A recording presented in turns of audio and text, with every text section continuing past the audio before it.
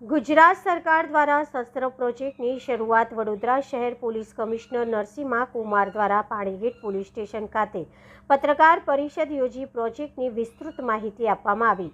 ગુજરાત પોલીસે ડેટા સંચાલિત પોલીસિંગ પર ભાર મૂકતા ગુજકોપના ડેટાનું અધ્યયન કરી ફિઝિકલ ક્રાઇમના હોટસ્પોટનું એનાલિસિસ કર્યું છે, જેમાં 4 પ્રમુખ કમિશનરેટ અમદાવાદ, વડોદરા, સુરત અને રાજકોટના 33 પ્રભાવિત પોલીસ સ્ટેશનની ઓળખ કરવામાં આવી છે, જેમાં જાણ થઈ શકે સાંજે 6 વાગ્યાથી રાત્રે 12 વાગ્યાની વચ્ચે વધારે શારીરિક ગુના થાય છે, જેને લઈને રાજ્યના ડીજીપી વિકાસ સહાય વિશેષ યોજના હેઠળ શરીર સંબંધિત ત્રાસ રોકવા અભિયાન પ્રોજેક્ટ લાગુ કર્યો છે, જેની વિસ્તૃત માહિતી વડોદરા શહેર પોલીસના કમિશનર નરસિંહા કુમાર દ્વારા પાણીગેટ પોલીસ મથકે પત્રકાર પરિષદને યોજીને આપવામાં આવી હતી।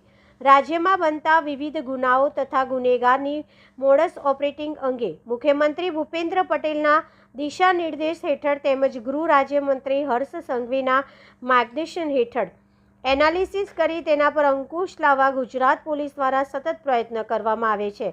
ત્યારે છેલ્લા 1 વર્ષમાં ગુજરાતમાં બનેલા શરીર સંબંધી ગુનાઓ અંગે ગુજરાત પોલીસ દ્વારા ડિટેલ એનાલિસિસ કરવામાં આવ્યું। તેમાં ધ્યાને આવ્યું છે કે સમગ્ર ગુજરાતમાં બનેલા કુલ શરીર સંબંધિત ગુનાઓ પૈકી અંદાજે 25% ગુનાઓ 4 મહાનગરોમાં બન્યા છે। એટલું જ નહીં, આ ગુનાઓ પૈકી 45% ગુનાઓ સાંજે 6 થી રાત્રે 12 વાગ્યા સુધીના સમયગાળા દરમિયાન જ બન્યા છે। વડોદરા શહેરના કુલ 25 પોલીસ સ્ટેશન પૈકી 7 પોલીસ સ્ટેશન વિસ્તારમાં 50%થી વધુ ગુનાઓ બનતા હોવાનું અભ્યાસમાં ધ્યાને આવ્યું છે। આ પ્રસંગો વડોદરાના તમામ ઝોનના ડીસીપી, એસીપી તથા પોલીસ ઇન્સ્પેક્ટર સહિત અધિકારીઓ વિશેષ ઉપસ્થિત રહ્યા હતા। अपना स्टेटिस्टिकल एनालिसिस के अपने कहिए છીએ કે એવિડન્સ બેઝડ પોલિસી, તો જ્યારે એક પેટર્ન નીકળે છે અને ધ્યાન લઈને આપણે પોલીસ એ કરી રહ્યા છે। હોટસ્પોટનું વ્યાખ્યામાં ખરેખર જે ઘટનાક્રમ ઇતિહાસમાં બની છે, આજે ભીડભાડવાળો વિસ્તાર, ટપોરીઓ, કોઈ ક્રિમિનલ એલિમેન્ટ સક્રિય હોય એવા વિસ્તારોને આપણે ખાસ હાજરી રહેશે અને એવા એલિમેન્ટ્સને નિયંત્રણ લાવવા માટે પણ પોલીસ અલગ અલગ અવેલેબલ ટૂલ્સ અને સ્ટ્રેટેજીના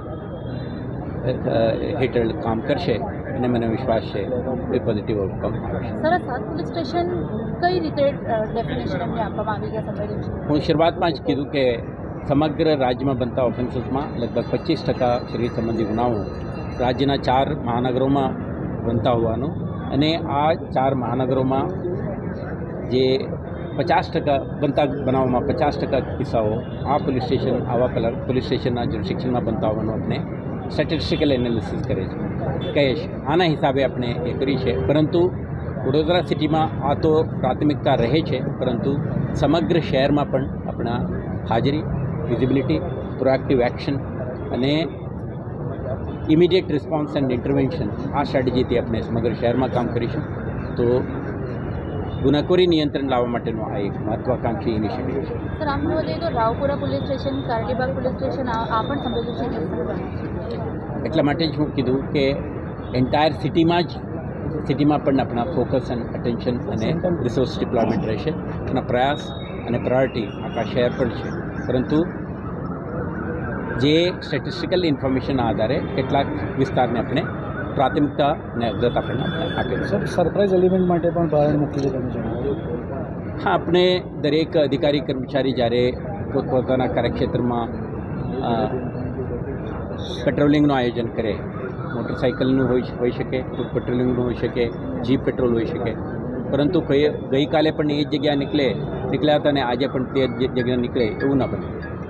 ગુનેગારો પણ સ્માર્ટ હોય છે, પોલીસ તરફથી એફર્ટ રહેશે ક્રિમિનલ, એન્ટી સોશિયલ, હેડસ્ટ્રોંગ એલિમેન્ટ્સને આઉટસ્માર્ટ કરીને એમના જે કંઈ સ્ટ્રેટેજી છે અને જે જગ્યાએ રિલોકેટ થઈને પોતાના ક્રિમિનલ એક્ટિવિટી ચલાવવા માંગે છે એવા તત્વોને આપણે એક્સપોઝ કરવાના હેતુથી સરપ્રાઇઝ એલિમેન્ટ સાથે જુદા જુદા સર્કલમાં, જુદા જુદા રોડ ઉપર, જુદા જુદા સોસાયટી અને જ્યોગ્રાફિકલ એરિયામાં પોલીસ હાજર રહેશે, પેટ્રોલિંગ કરશે અને આ પ્રકારના ઓપરેશન કરશે, જેથી કરીને criminals are taken by surprise and our presence is ensured wherever such elements try to get active.